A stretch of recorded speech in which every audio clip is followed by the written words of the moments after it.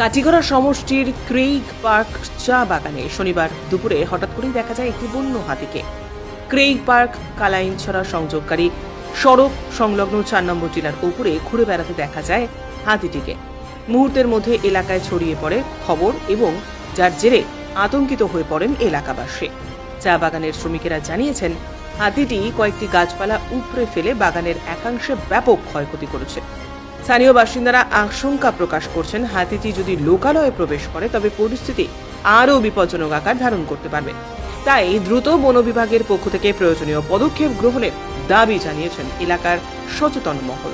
প্রসঙ্গত, সম্প্রতি কাটিগড়া অঞ্চলে বারবার বন্য হাতির বিচরণ লক্ষ্য করা যাচ্ছে, যা স্থানীয়দের মধ্যে ক্রমবর্ধমান উদ্বেগের কারণ হয়ে দাঁড়িয়েছে।